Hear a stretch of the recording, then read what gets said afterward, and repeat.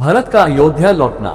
राम ने भरत को हृदय से लगा लिया और कहा, भैया भरत, तुम तो अत्यंत नीतिवान हो। क्या तुम समझते हो कि मुझे राज्य के निमित्त पिता के वचनों को भंग कर देना चाहिए? क्या धर्म से पतित होना उचित है?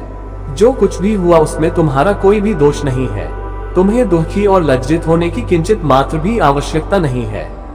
माता कैकेयी की निंदा करना भी उचित नहीं है, क्योंकि उन्होंने पिताजी की अनुमति से ही वर मांगे थे। मेरे लिए माता कैकेयी और माता कौशल्या दोनों ही समान रूप से सम्माननीय हैं। तुम्हें ज्ञात है कि मैं पिताजी की आज्ञा का उल्लंघन कदापि नहीं कर सकता। पिताजी ने स्वयं ही तुम्हें राज्य प्रदान किया है, अतः उसे ग्रहण करना तुम्हारा कर्तव्य है। पिताजी के परलोक सिधार जाने का मुझे अत्यंत दैख है। मुझ अभागे को उन्होंने अपनी सेवा, अंतिम दर्शन और दाह संस्कार के अवसर से वंचित कर दिया। कहते कहते राम के नेत्रों से अश्रुधारा बह चली। फिर उन्होंने सीता से जाकर कहा, प्रिय पूज्य पिताजी स्वर्गलोक सिधार गए।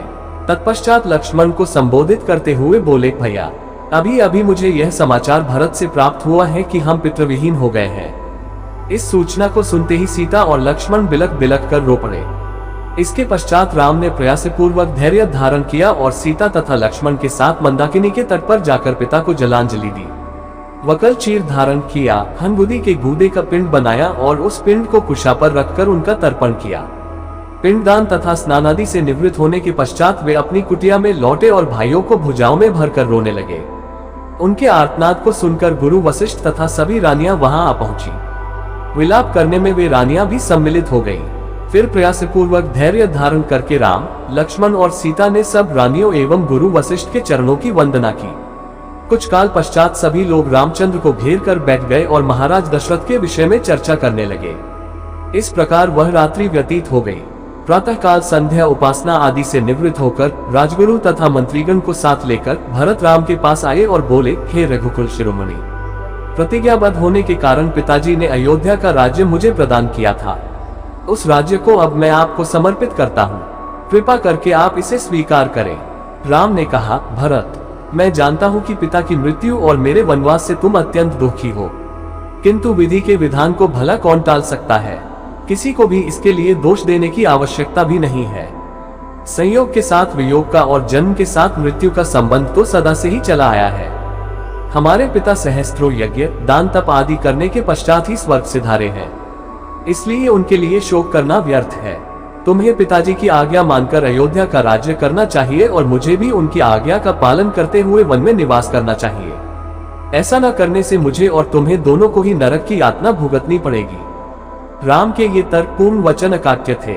इन वचनों को सुनकर भरत ने हाथ जोड़कर कहा, हे आर्य, इस दुर्घटना के समय मैं अपने नाना के घर में था।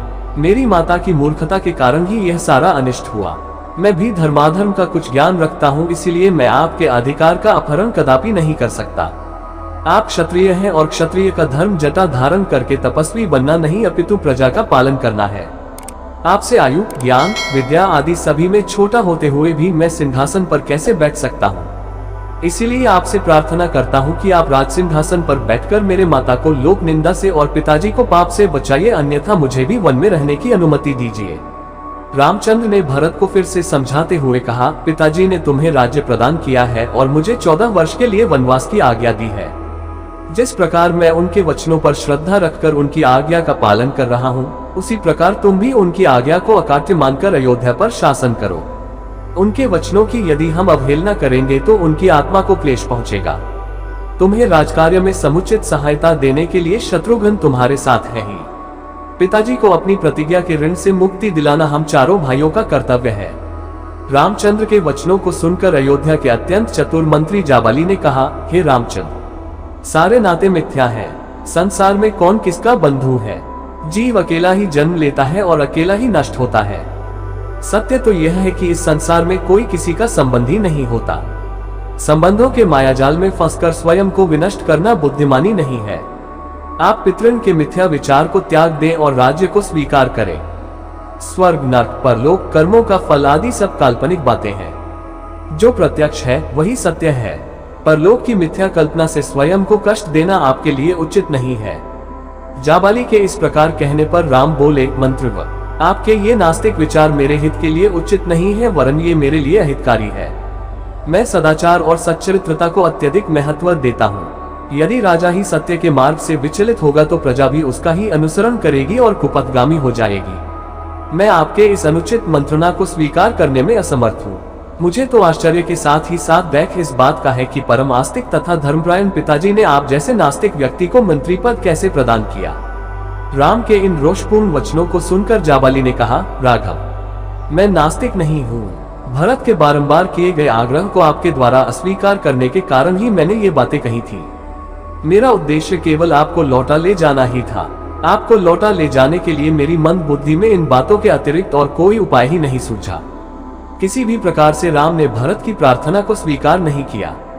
विवश होकर भरत ने हाथ जोड़कर कहा, हे तात, मैंने अटल प्रतिज्ञा की है कि मैं आपके राज्य को ग्रहण नहीं करूंगा। यदि आप पिताजी की आज्ञा का पालन ही करना चाहते हैं तो अपने स्थान पर मुझे वन में रहने की अनुमति दीजिए। आपके बदले मेरे वन में रहने से भी पिता को माता के ऋण से मुक्ति मिल जाएगी। इन स्नेहपूर्ण वचनों को सुनकर राम मंत्रियों और पुरवासियों की ओर देखकर बोले, जो कुछ भी हो चुका है उसे न तो मैं बदल सकता हूँ और न ही भरत। वनवास की आज्ञा मुझे हुई है, न कि भरत को। मैं माता कैकेयी के कथन और पिताजी के कर्म दोनों को ही उचित समझता हूँ। मातृभक्त, पितृभक्त और गुरु भक्त होने के साथ ही साथ भरत सर्वगुण संपन्न भी है, अतः उनका ही राज्य करना उचित है। जब राम किसी भी प्रकार से अयोध्या लौटने के लिए राजी नहीं हुए तो भरत ने रोते हुए कहा, भैया, मैं जानता हूँ कि आपकी प्रतिज्ञा अटल है, किंतु यह भी सत्य है कि अयोध्या का राज्य भी आप ही का है। अतः आप अपनी चरण पादुकाएं मुझे प्रदान करें। मैं इन्हें अयोध्या के राजसिंहासन पर प्रतिष्ठित करूंगा और स्वयं वकल धारण करके ब्रह्मचर्य व्रत का पालन करते हुए नगर के बाहर रहकर आपके सेवक के रूप में राजकाज चलाऊंगा। 14 वर्ष पूर्ण होते ही यदि आप अयोध्या नहीं पहुंचे तो मैं स्वयं को अग्नि में भस्म कर दूंगा। यही मेरी प्रतिज्ञा है। रामचंद्र जी ने भरत को हृदय से लगाकर उन्हें अपनी पादुकाएं दे दी। फिर शत्रुघ्न को समझाते हुए बोले, भैया, माता कैकेयी को कभी अपशब्द कहकर उनका अपमान मत करना। इस बात को कभी न भूलना कि वे हम सबकी पूज्य माता है। तुम्हें मेरी और सीता की शपथ है। फिर माताओं को धैर्य बंधाकर सम्मान पूर्वक सबको विदा किया। श्री राम की चरण पादुकाओं के साथ भरत और शत्रुघ्न रथ पर सवार हुए। उनके पीछे अन्य अनेक रथों पर माताएं, गुरु, पुरोहित, मंत्रीगण तथा अन्य पुरवासी चले। सबसे पीछे सेना चली। उदास मन लिए हुए सब लोग 3 दिन में अयोध्या पहुंचे। अयोध्या पहुंच जाने पर भरत ने गुरु वशिष्ठ से कहा, गुरुदेव, आपको तो ज्ञात ही है कि अयोध्या के वास्तविक नरेश राम है। उनकी अनुपस्थिति में उनकी चरण पादुकाएं सिंहासन की शोभा बढ़ाएंगी। मैं नगर से दूर नंदीग्राम में पर्णकुटी बनाकर निवास करूंगा और वहीं से राजकाज का संचालन करूंगा। फिर वे नंदीग्राम से ही राम के प्रतिनिधि के रूप में राज्य का कार्य संपादन करने लगे।